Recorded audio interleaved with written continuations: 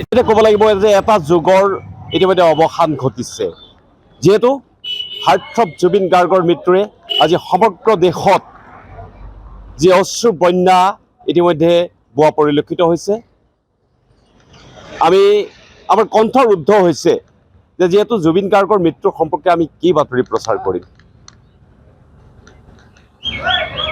সঁচাকৈ আজি সমগ্ৰ দেশৰ লগতে জুবিন গাৰ্গৰ মৃত্যুৰে যি আকাশ বতাহ ছানি ধৰিছে, মই মোৰ কেমেৰা পাৰ্চনক মই সামগ্ৰিক দৃশ্যটো দেখুৱাবৰ মই অনুৰোধ কৰিছোঁ। এয়া সমগ্ৰ বিহপুৰীয়াতে শোকৰ ছাঁ পৰা পৰিলক্ষিত হৈছে। কালিৰ যেতিয়াই হাৰ্টথ্ৰব জুবিন গাৰ্গৰ মৃত্যুৰ বাতৰি যেতিয়া প্ৰচাৰ হৈছিল, তেতিয়াৰ পৰাই সমগ্ৰ দেশৰ লগতে আমি দেখা পাইছোঁ বিহপুৰীয়াতো শোকৰ ছাঁ পৰা পৰিলক্ষিত হৈছে। কালিৰ পৰাই দোকান বজাৰৰ পৰা ধৰি সকলো বন্ধ হৈ পৰিছে, স্তব্ধ হৈ পৰিছে, শোকত ম্ৰিয়মান হৈ পৰিছে। যিজন ব্যক্তি স্বদেশৰ হকে কাম কৰি গৈছিল, সেইজন ব্যক্তি আজি বিদেশত তেওঁ মৃত্যুবৰণ কৰিব লগা হোৱা এই খবৰটোৱে সঁচাকৈ সমগ্ৰ দেশক জোকাৰি গৈছে। আজি শোকত স্তব্ধ হৈ পৰিছে সমগ্ৰ ৰাজ্য। পৃথিৱীৰ আজি চকুলো টুকিছে। তেখেতৰ যি অশেষ গুণমুগ্ধ, আমি কি ক'ম, আমাৰ কণ্ঠ ৰুদ্ধ হৈ পৰিছে এই মুহূৰ্তত। তথাপিতো আমি মৃত্যু এটা চিৰন্তন সত্য, যিটো কথা আমি মানি ল'বই লাগিব। মই তেখেতৰ যিসকল অনুৰাগী বৰ্তমান কালিৰ পৰাই শোকত ম্ৰিয়মান হৈ থকা পৰিলক্ষিত হৈছে, মই তেখেতসকলৰ অকণমান মনৰ অনুভৱ মই DA নিউজ প্লাজৰ সমদৰ্শকক মই দেখুৱাবৰ চেষ্টা কৰিম। ইতিমধ্যে জুবিন গাৰ্গৰ মৃত্যুৱে সমগ্ৰ দেশ শোকত স্তব্ধ হৈ পৰা পৰিলক্ষিত হৈছে। গতিকে আমাৰ বিহপুৰীয়াবাসী ৰাইজৰো একেই দুখ। আমাৰ কণ্ঠ ৰুদ্ধ হৈ গৈছে, আমি ক'ব নোৱাৰোঁ। তথাপিতো তেখেতৰ মৃত্যুত কি ক'ব? আমি জুবিনদাৰ মৃত্যুত আমি গভীৰ শোক প্ৰকাশ কৰিছোঁ। লগতে বিহপুৰীয়াবাসীয়ে আমি জুবিনদাৰ অন্ত্যেষ্টিক্ৰিয়া সম্পন্ন নোহোৱা পৰ্যন্ত আমি বিহপুৰীয়া বন্ধ হৈছে ঘোষণা কৰিছোঁ। আমি লগতে সকলোৱে আজি স্বতঃস্ফূৰ্তভাৱে নিজে দোকান পোহাৰ বন্ধ কৰিছে আৰু ইয়াত ক'বলৈ ভাষা নাই। এটা যে সত্তা হেৰাই গ'ল আমাৰ মাজৰ পৰা, আমি আৰু কি ক'ম, ক'বলৈ আমাৰ ভাষাই নাই। হয়, কি ক'ব? জুবিনদাৰ আমাৰ মাজৰ পৰা হেৰাই যোৱাৰ বাবে আমি আজি বিহপুৰীয়াবাসী ৰাইজ হৈ আপোনাৰ অন্ত্যেষ্টিক্ৰিয়া যি পৰ্যন্ত শেষ নহ'ব তেতিয়ালৈকে আমি বিহপুৰীয়াবাসী ৰাইজে বন্ধ প্ৰহাৰ ৰাখিছোঁ।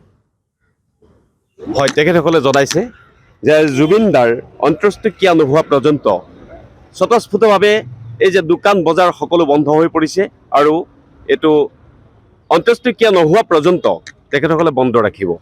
এই সঁচাকৈ এটা খুব পৰিতাপৰ বিষয়। যিজন জুবিনদাৰ মৃত্যুৰে এটা যুগৰ যিহেতু অৱসান ঘটা পৰিলক্ষিত হ'ল। তেখেতে কি কৰিবলৈ বাকী আছিল? ৰাইজৰ হকে, দেশৰ হকে সকলো ক্ষেত্ৰতে তেখেত এজন সেনানী আছিল। আজি সেই মহানায়কৰ মহাপ্ৰয়াণ ঘটাত সমগ্ৰ দেশৰ লগতে সকলো ৰাইজ শোকত ম্ৰিয়মান হৈ পৰিছে। আজি প্ৰান্তে প্ৰান্তে তেখেতক শ্ৰদ্ধাঞ্জলি জনোৱাৰ পৰিলক্ষিত হৈছে। মই DA নিউজ প্লাজৰ সমদৰ্শকক মই দেখুৱাই আছোঁ। এয়া বিহপুৰীয়াৰ পৰিৱেশ।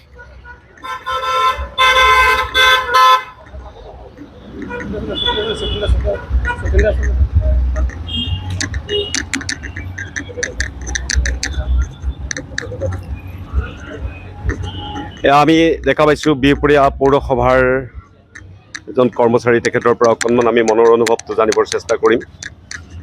দাদা অকণমান এইফালে আহক।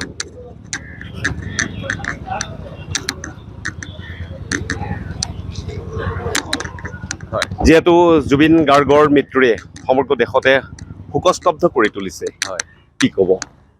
ক'বলৈ ভাষা নাই।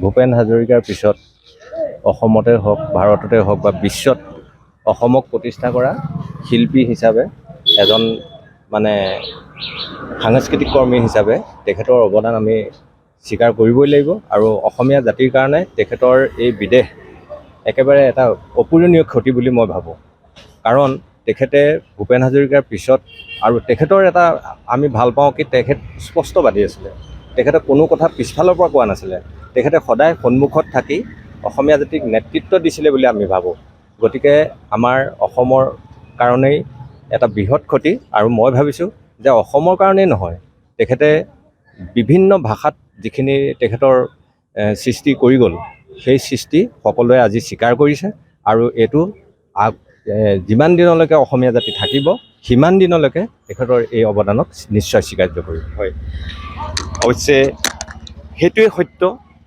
জ্যোতিপ্ৰসাদ বিষ্ণু ৰাভা নটসূৰ্য ফণী শৰ্মা ভূপেন হাজৰিকাৰ মৃত্যুৰ পিছত এতিয়া এইজন মহাপ্ৰয়াণ অৰ্থাৎ জুবিন গাৰ্গৰ যি মহাপ্ৰয়াণ ঘটিলে সঁচাকৈ এই জাতিটোৰ কাৰণে এটা অপূৰণীয় ক্ষতি অৰ্থাৎ অসমৰ আকাশৰ পৰা এটা হঠাৎ নক্ষত্ৰ উজ্জ্বল নক্ষত্ৰ ইতিমধ্যে সৰি পৰা পৰিলক্ষিত হ'ল গতিকে আজি সকলো শোকস্তব্ধ সকলো শোকত ম্ৰিয়মান হৈ আছে যিকোনো খবৰৰ বাবে যোগাযোগ কৰক 7099017330 লগতে 7099017110 নম্বৰত